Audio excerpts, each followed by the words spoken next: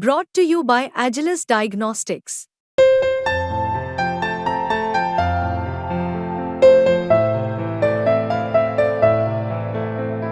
Agilus Diagnostics. Pune स्थित startup आर्टिमन aerospace अपनी technology का परिचय देते हुए लोइटरिंग मुनिशंस के विकास में जुटी हुई है।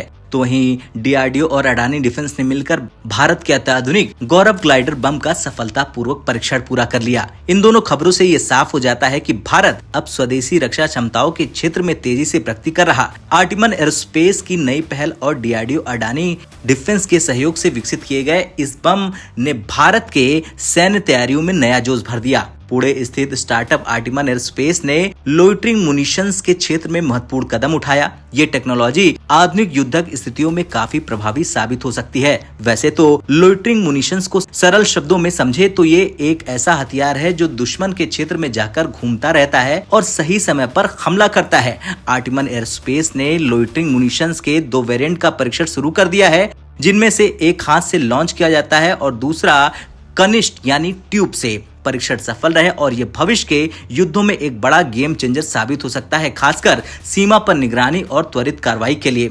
आर्टिमन एरोस्पेस भारतीय नौसेना के साथ मिलकर मल्टी कॉन्फ़िगरेशन लॉन्च सिस्टम के विकास पर भी काम कर रहा। ये प्रणाली अलग अलग प्रकार के लोइटरिंग मुनिशंस को लॉन्च करने में सक्षम होगी, जो नौसेना की हवाई और समुद्री सुरक्षा में एक महत्वपूर्ण भूमिका निभा सकती है। कंपनी ने यह दावा किया है कि इसके लोइटरिंग मुनिशंस के 63% कंपोनेंट स्वदेशी रूप से निर्मित है, जो आत्मनिर्भर भारत के लक्ष्यों को और मजबूती प्रदान करते हैं। स्वदेशी घटक सामग्री के हिसाब से 68% लागत भारत में ही निर्मित सामग्री पर आधारित है, जो इसे स्वदेशी प्रयासों में और अधिक अहम बनाता है। आर्टिमन एरोस्पेस ने लोइटरिंग मुनिशंस के लिए 2 प्रोपल्शन सिस्टम पर काम करना शुरू कर दिया है। पहला है इलेक्ट्रिक डिटेक्टेड फैन सिस्टम, जो इसे पर्यावरणीय दृष्टिकोण से अनुकूल और सटीक बनाता है, और दूसरा है माइक्रो टर्बोजेट इंजन, जो इसे उच्च गति और अधिक रेंज प्रदान करता है। इन प्रोपल्शन सिस्टम के साथ आर्टिमन एरोस्पेस का ये प्रयास लोइटरिंग मुनिशंस की दक्षता को और बेहतर बनाएगा, जिससे भारत के पास आधुनिक युद्धक हथियारों की प्रभावशाली सीरीज हो जाएगी।